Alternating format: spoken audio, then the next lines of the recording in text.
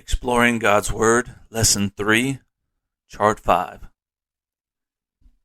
Joseph's elevation under Pharaoh. At the end of 2 years, Pharaoh had a dream, and none of his men could interpret it. Then the butler remembered Joseph and suggested to Pharaoh that Joseph might be able to interpret Pharaoh's dream. Pharaoh called for Joseph, who told him the significance of the dream. Egypt would experience 7 years of plenty, followed by 7 years of famine. Pharaoh promoted Joseph to the position of second most powerful ruler in all of Egypt and gave him the responsibility of storing up food during the 7 years of plenty in preparation for the drastic famine that was to follow. Genesis 41 and 46. Joseph did not let his circumstances define him, and he was rewarded with a promotion for his good work. Each of us also has experienced some kind of bondage. Unlike Joseph, that bondage is rarely physical. More often we are in bondage to our lusts and desires.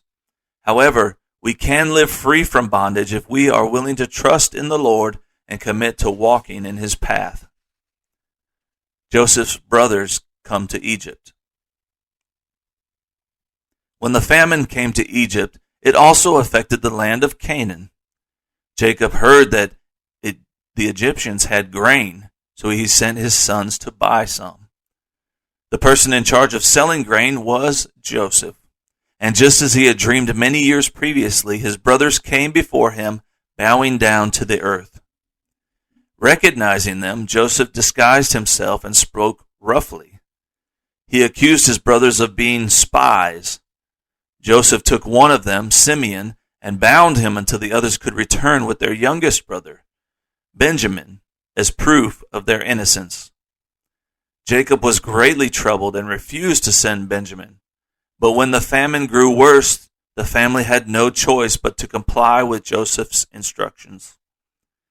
This time, Joseph devised a plan to keep Benjamin, which involved secretly returning the brothers' money in the mouth of their sacks and putting his personal silver cup in the sack of Benjamin.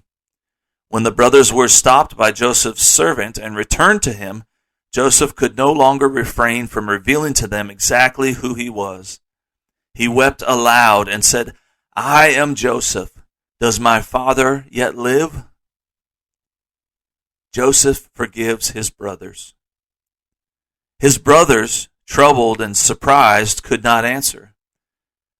They said, "Now therefore be not grieved, nor angry with yourselves that ye sold me hither, for God did send me before you to preserve life." Genesis 45 and 5. Joseph had learned one of the most valuable lessons that we can ever learn. And we know all things work together for them that love God, to them who are called according to his purpose. Romans 8:28. As he was to say later, "Ye thought evil against me, but God meant it unto good, to bring to pass, as it is this day, to save much people alive." Genesis 50, verse 20. Jacob and his family settled in Goshen. Joseph supplied his brothers with wagons and equipment.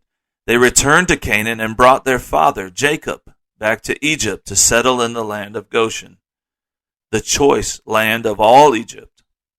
Here they enjoyed many years of blessings, peace, and plenty while Joseph was alive.